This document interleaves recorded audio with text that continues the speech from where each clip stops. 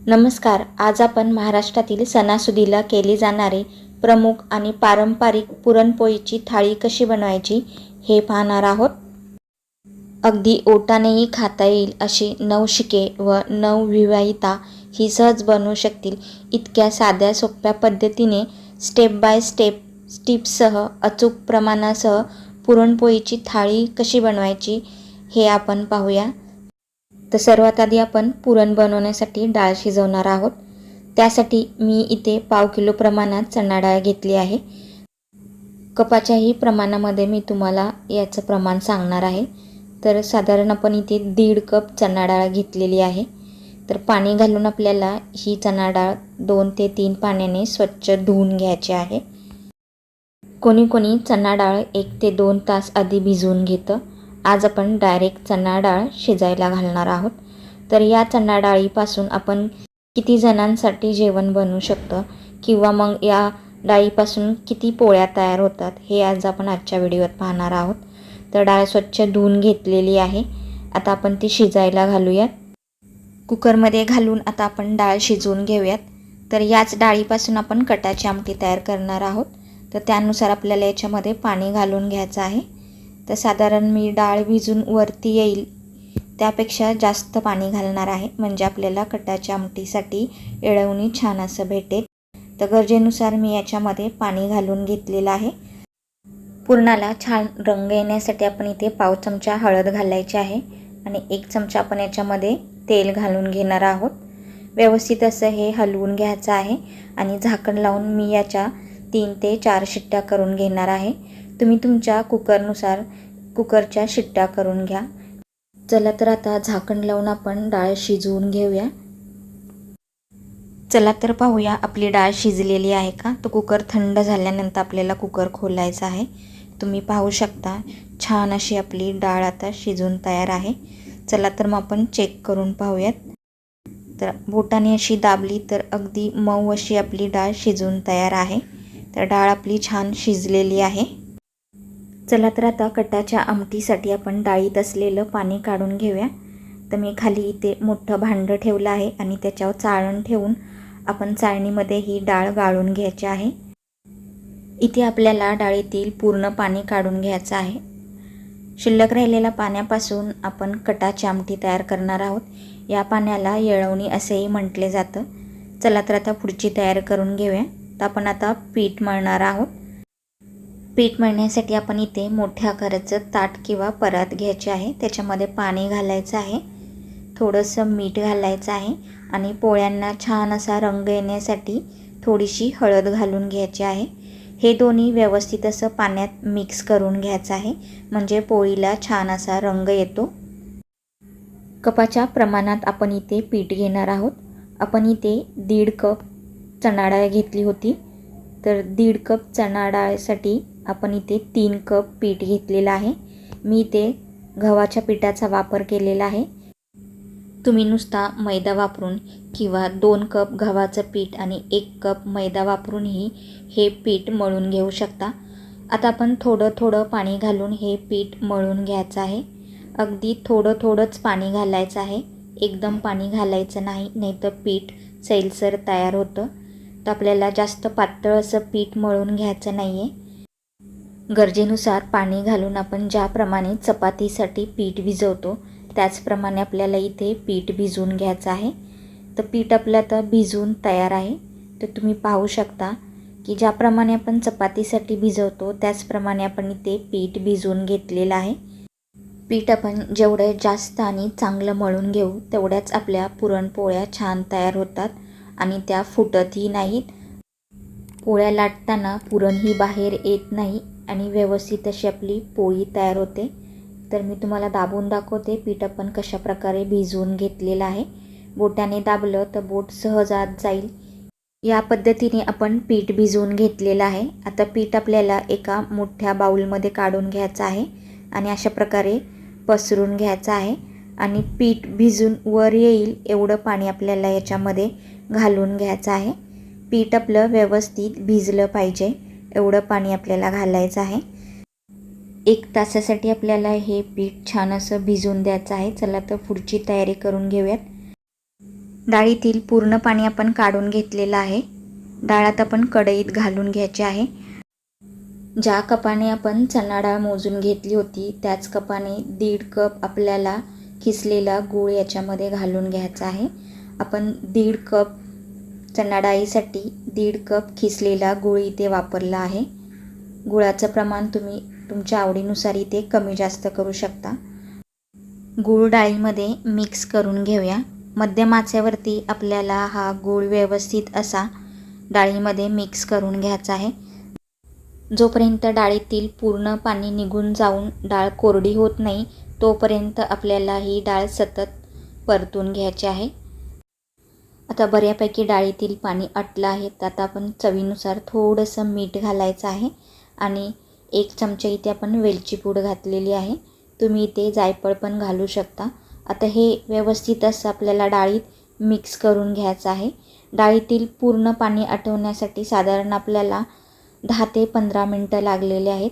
मध्यम आचेवरती आपण या डाळीतील पूर्ण पाणी आटवून घेतलेलं आहे.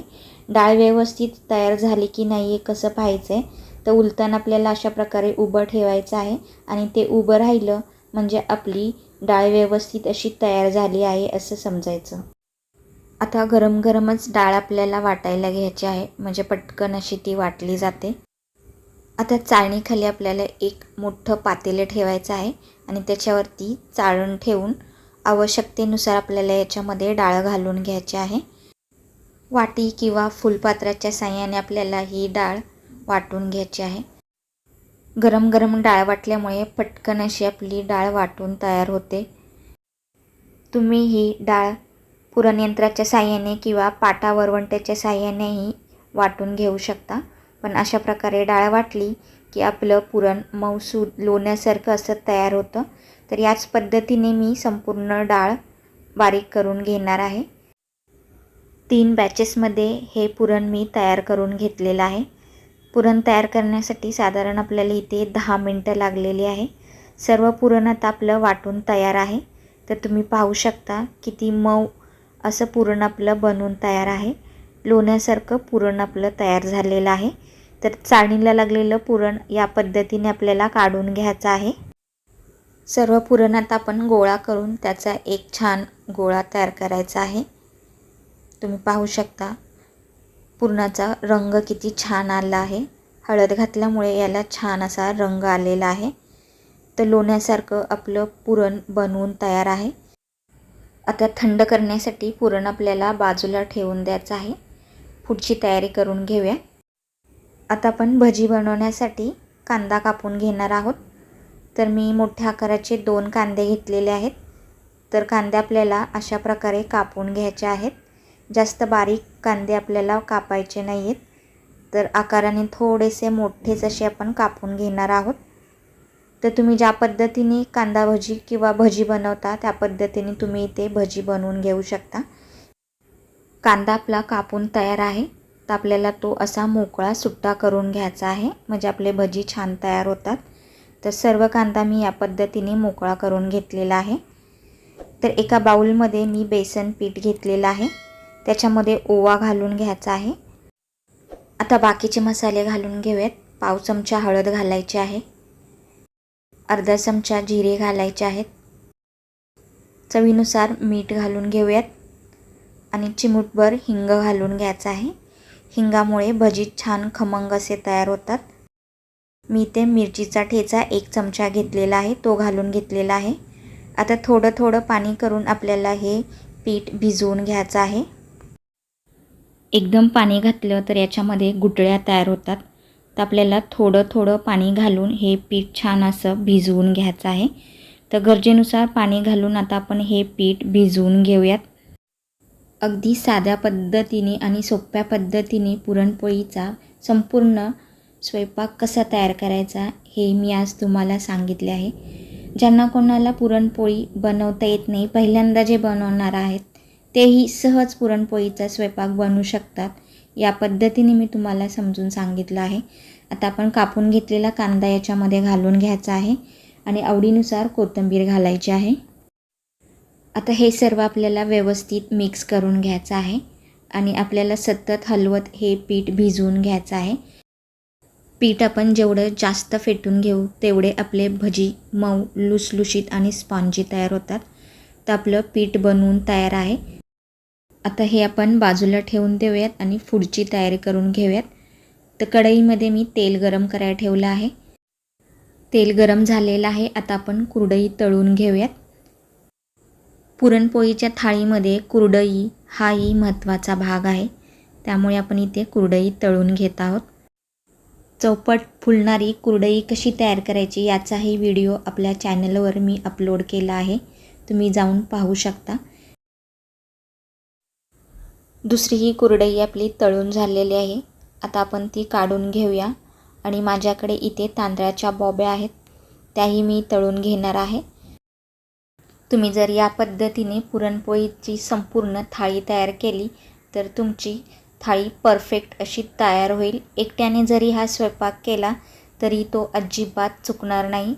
तर आता आपली बॉबी तळून झालेली आहे. आपण पापड तळून घेऊयात. तर सर्व तळण आपल्याला अशा प्रकारे तळून घ्यायचं आहे. सर्व तळण तळून तयार आहे. चला तर आता आपण भजी बनवायला घेऊया. तर त्याआधी आपण भजीच्या पिठामध्ये थोडासा सोडा घालायचा आहे, थोडं पाणी घालायचं आहे आणि व्यवस्थित असं आपल्याला हे मिक्स करून घ्यायचं आहे. भज्यांचं पीठ शक्य असेल तितकं छान असं फेटून घ्यायचं आहे. पीठ आपलं छान असं फेटून तयार आहे. चला तर आता भजी बनवायला घेऊयात. तर याच कढईमध्ये आपल्याला भजी बनवून घ्यायच्या आहेत. तर चमच्याच्या साहाय्याने आपल्याला भजी तेलामध्ये सोडून घ्यायच्या आहेत. कढईत बसतील एवढेच भजी आपल्याला तेलात सोडायचे आहेत.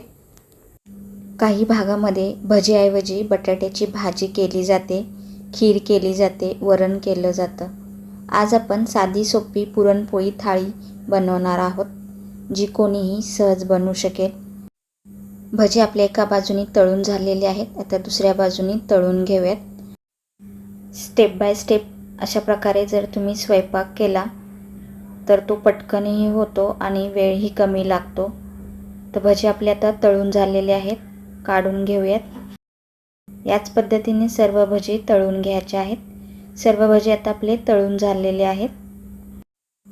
आता आपण कटाच्या आमटीची तयारी करून घेऊया. त्यासाठी एक वाटण बनवायचं आहे. मी इथे लसूण आलं घेतलेलं आहे.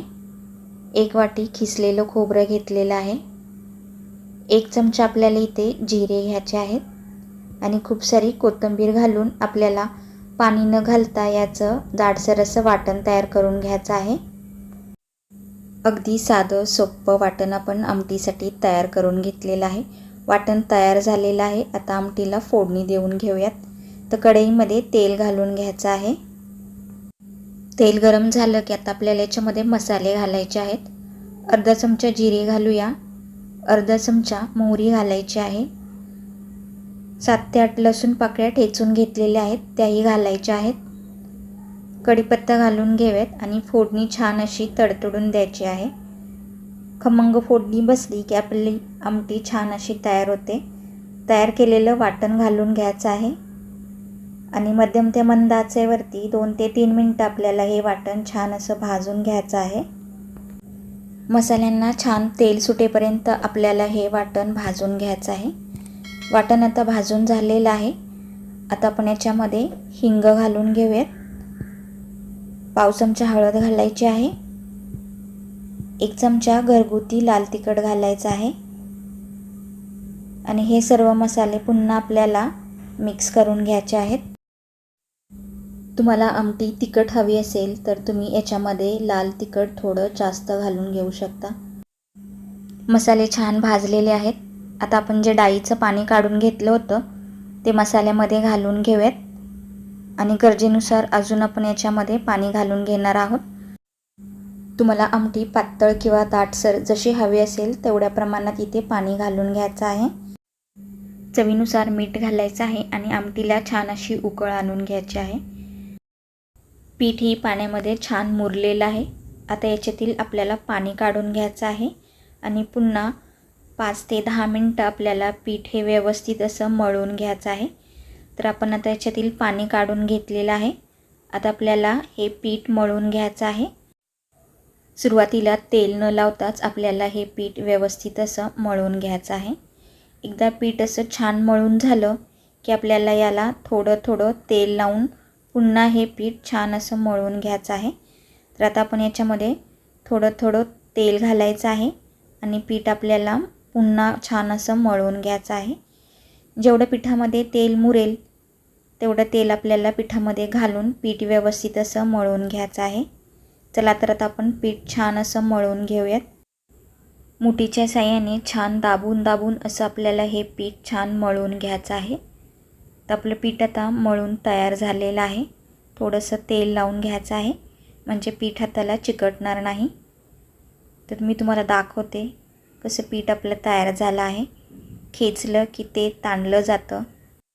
या पद्धतीने पीठ भिजवलं तर पुरणपोळीतून अजिबात बाहेर येत नाही। चला तर आता आपलं पीठ भिजवून झालेलं आहे। आमटी ही आपली छान अशी उकळलेली आहे। आता आपण याच्यामध्ये कोथिंबीर घालून घेऊयात आणि व्यवस्थित अशी आमटी आपल्याला ढवळून घ्यायची आहे। झणझणीत कटाची आमटी आपली तयार आहे। ही आमटी भाताबरोबर खायला खूप छान लागते। सर्व पदार्थ आता बनवून तयार झालेले आहेत। चला तर आता पोळी बनवायला घेऊयात। त्यासाठी मी पुरणाचे इथे आधी गोळे तयार करून घेतलेले आहेत। अशा पद्धतीने पुरणाचे गोळे तयार केले की पोळी लाटताना पुरण हाताला चिटकत नाही आणि पीठही खराब होत नाही। चला तर आता आपण पोळी बनवायला घेऊयात। हाताला थोडंसं पीठ लावून घ्यायचं आहे आणि गरजेनुसार कणकेचा आपल्याला इथे गोळा तयार करून घ्यायचा आहे। तुम्ही जर पहिल्यांदा पुरणपोळीचं जेवण बनवणार असाल तर इथे कणकेचं प्रमाण थोडंसं जास्त ठेवायचं आहे आणि पुरणाचं प्रमाण थोडं कमी ठेवायचं आहे।